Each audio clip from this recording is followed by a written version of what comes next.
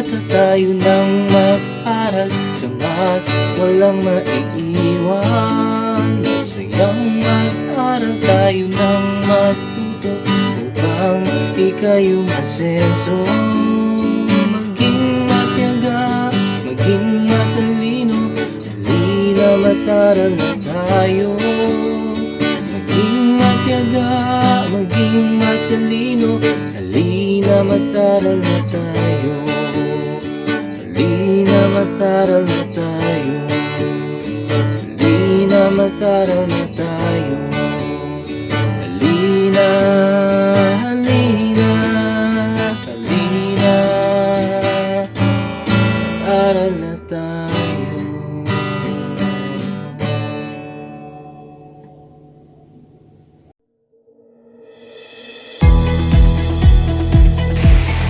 Good day everyone, welcome to Project SWORD. Let me introduce our next speaker. She is a graduate of Bachelor in Secondary Education, major in Mathematics at Bicol University, Legazpi City. She earned unit of Master of Arts in Mathematics program at Ateneo de Naga University and graduated Master of Arts in Mathematics Education at Rizal Technological University, Mandaluyong City. Previously, she is a teacher from the following school: Tinago High School, Don Bosco Technological College, Mandaluyong City, Naga City Science High School, Camarines Sur National High School, Naga City, St. Joseph School, Naga City.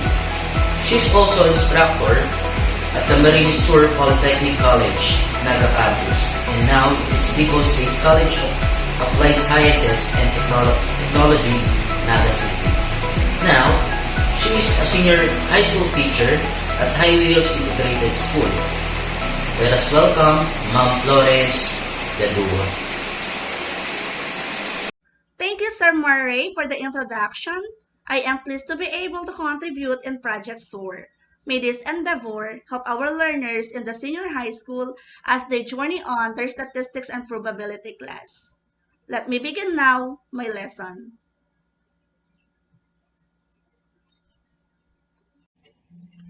We are now with Quarter 3, Week 6, Word Problems on Mean and Variance of a Probability Distribution.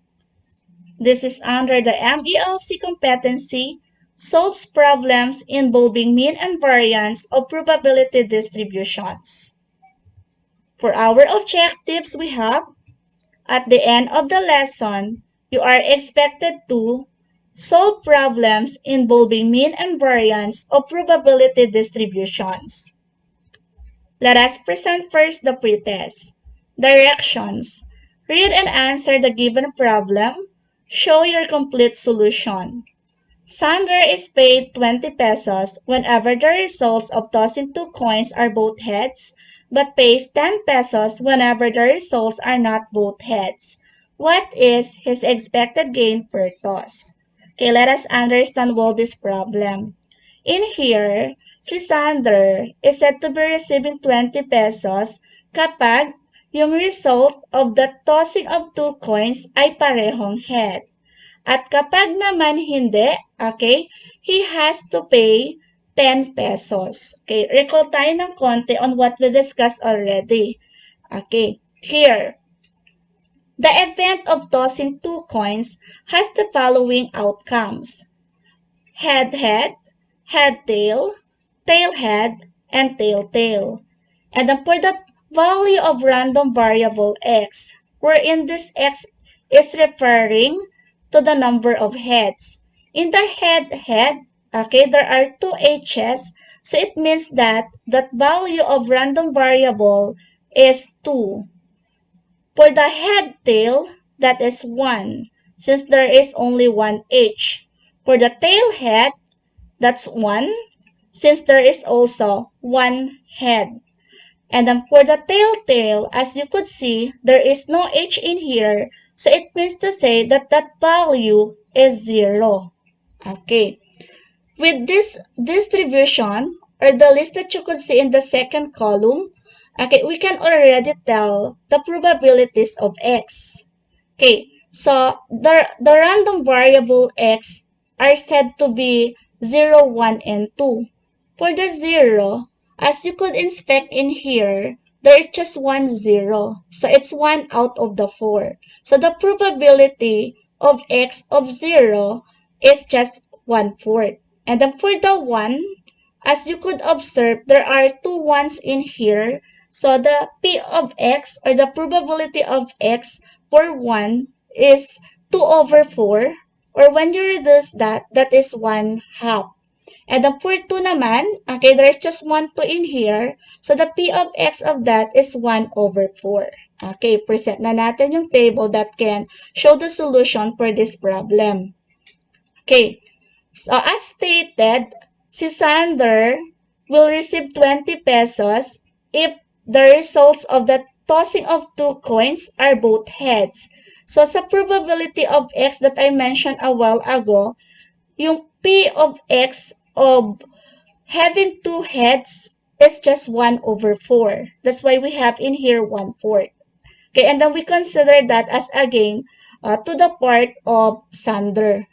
And then with his losses naman, okay, as you could see, we indicate in here -10 to show that this is a loss or kawalan ng pera to the part of Sander.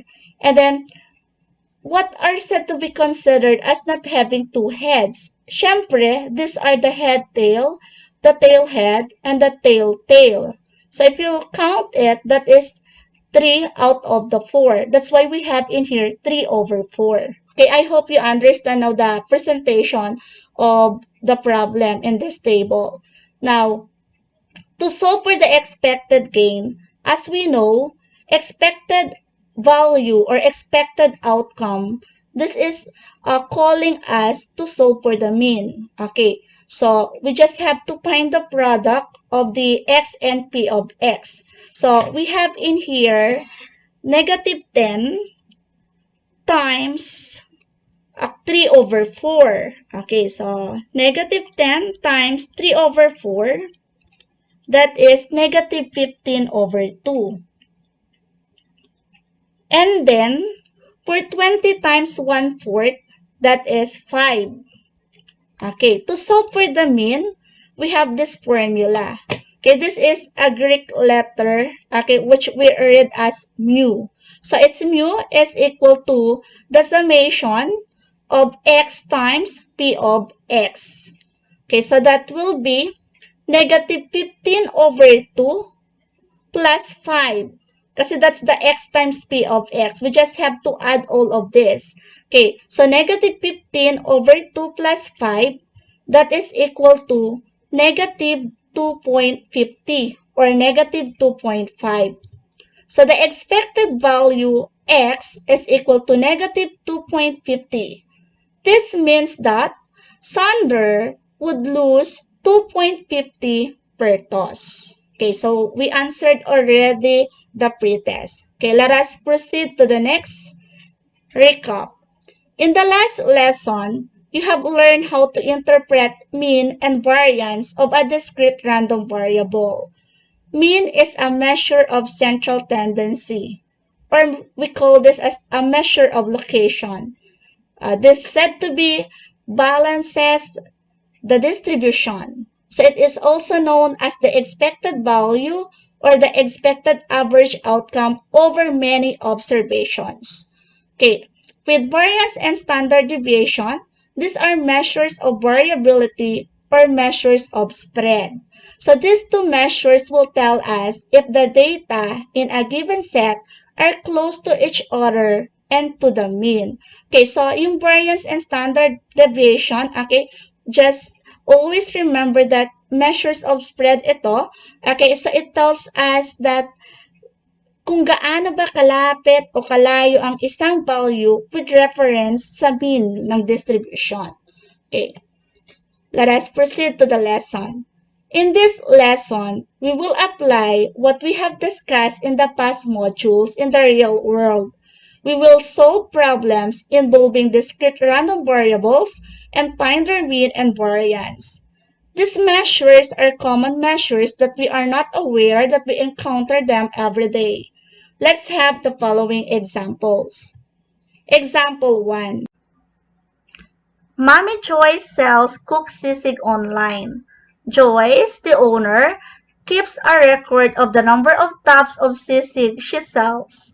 Below is her record of her 10-day sales. Find the mean number of tubs of sisig sold in 10 days.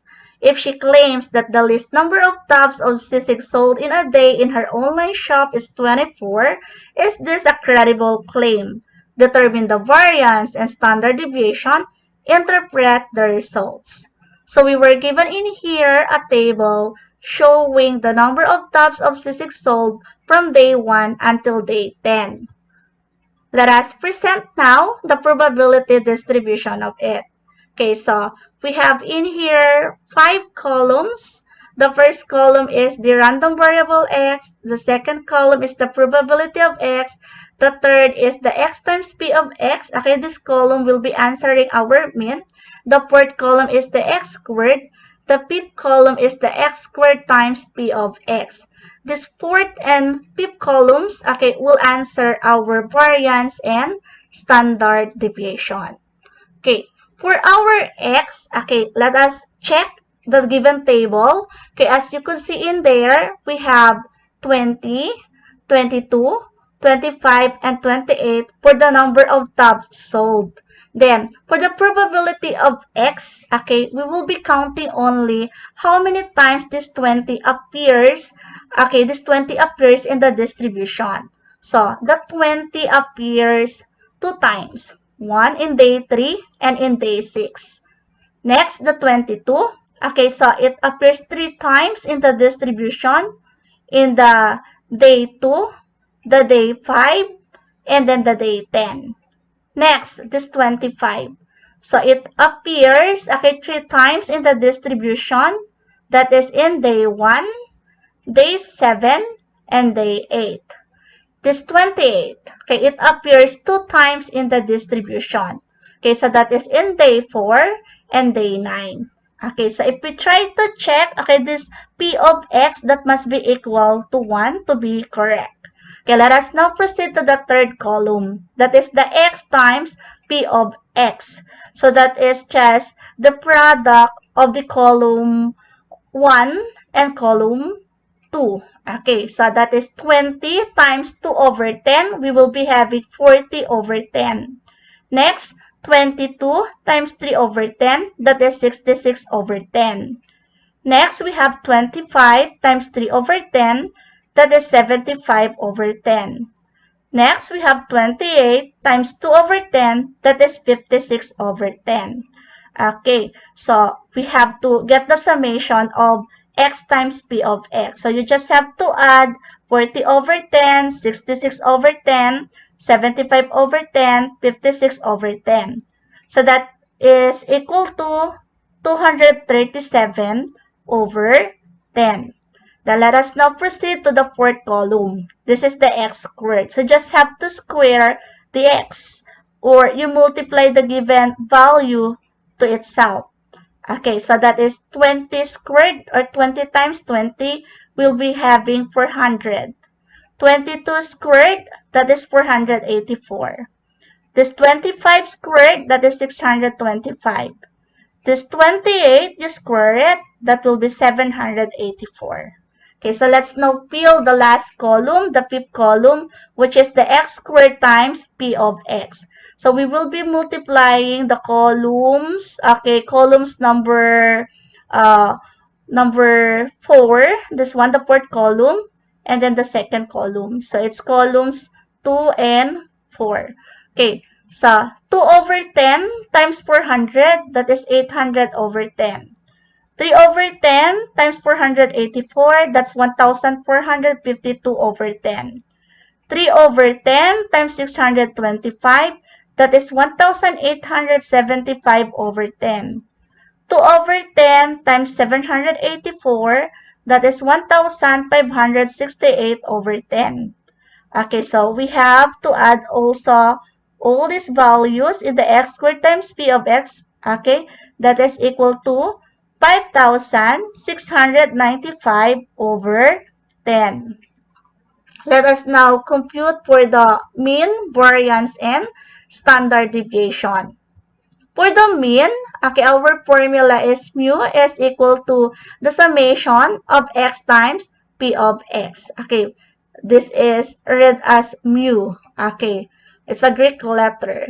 Okay, for the mean, we have in here, okay, this is being answered by the third column, 237 over 10, or that is 23.7. That's our mean.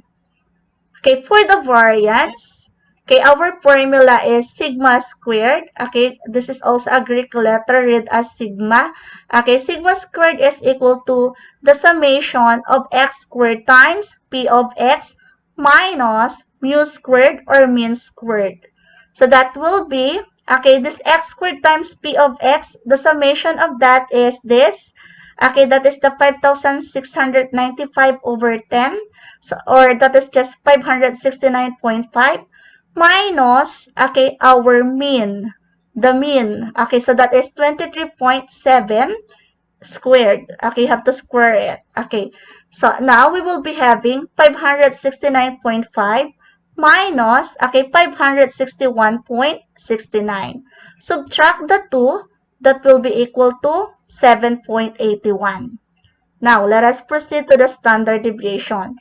For the standard deviation, just have to get the square root of the variance. Okay, our formula is sigma is equal to the square root of the summation of x squared times p of x minus mu squared or mean squared.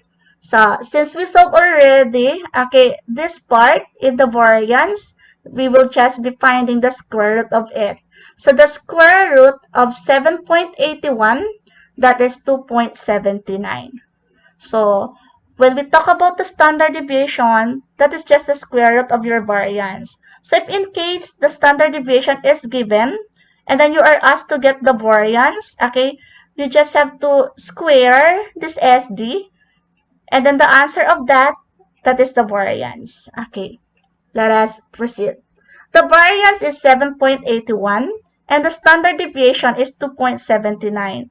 The variance indicates that the number of tabs sold in 20 days is slightly vary every day, or the data are a little spread out. Okay, so the average difference of the daily sales from the mean is 2.79. So, di ba, as we learned before, okay, when the SD is small, okay, it suggests that our data is good. Okay, so konting difference lang naman from the mean. Okay, example number 2.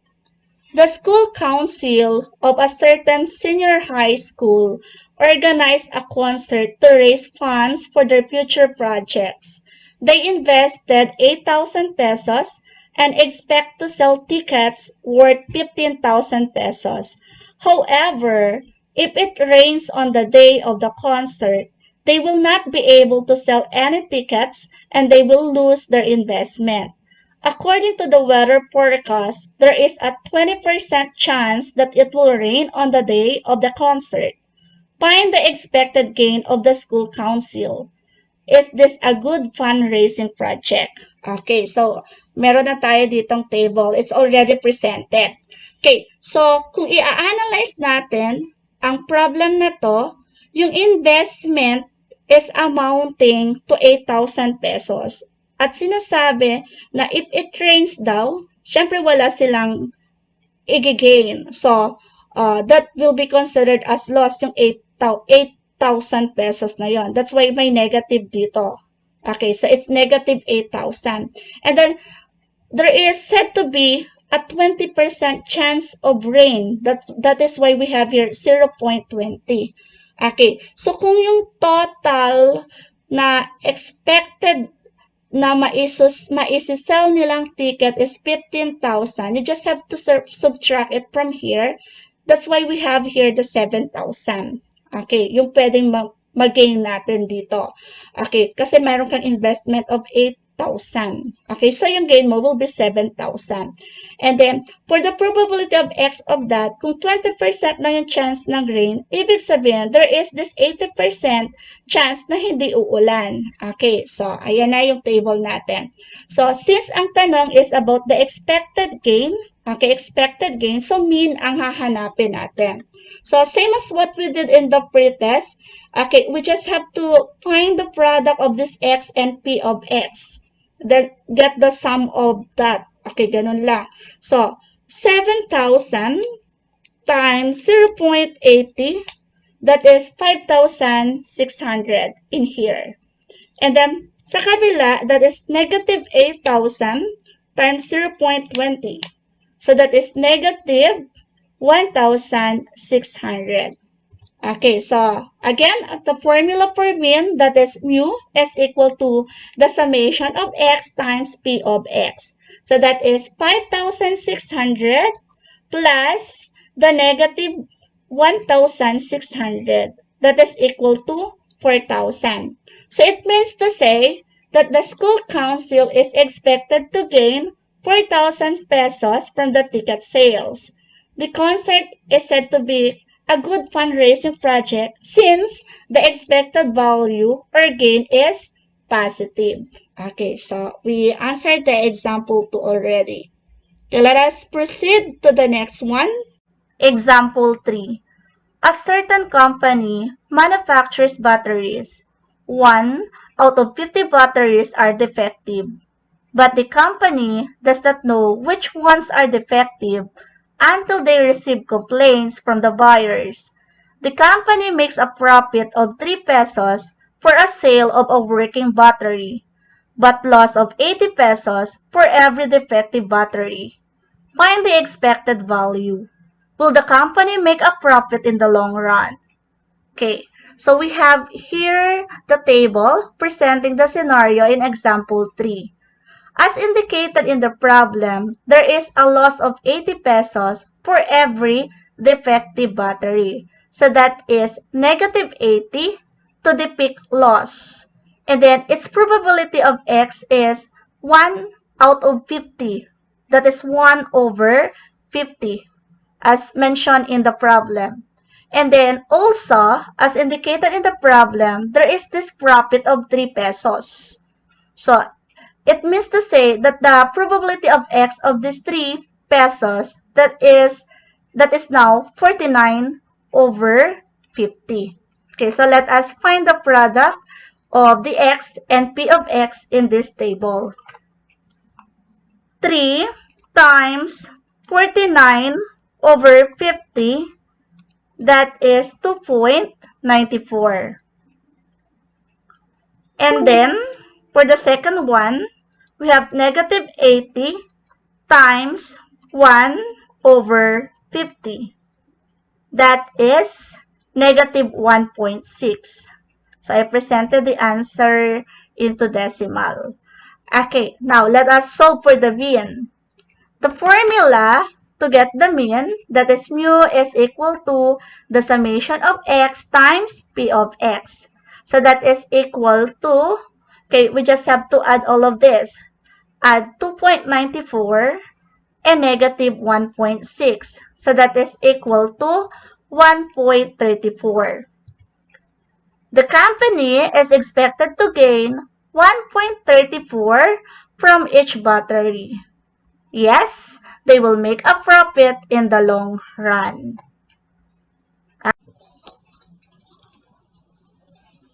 Example 4.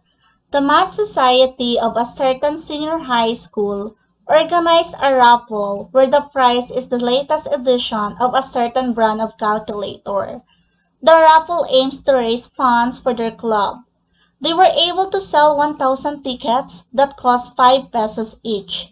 If they spent 3,500 for the prize, what will be the expected gain of a student who will buy one ticket? Okay, so we have in here the table presenting the given in this example. So if you try to look at it, okay, the price of a calculator is 3,500. So when a student buy one ticket amounting 5 pesos, okay, the 3,500 less the 5 pesos for the cost of the ticket, we will be having only in here a win of 3,495. And then the probability of x for that is 1 over 1,000, since we can only declare one winner. Then for our loss, okay, there is this negative 5, okay, negative number to signify a loss, okay. So this is the amount of the ticket, that is 5 pesos, okay, negative 5 for the loss, and then the probability of X for that is 999 over 1,000. So let us complete the table. We will be finding the product of the X and then the P of X.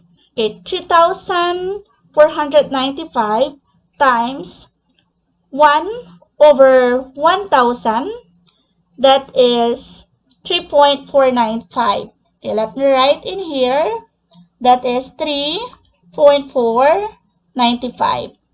And then for the second one, that is negative 5 times 999 over 1,000.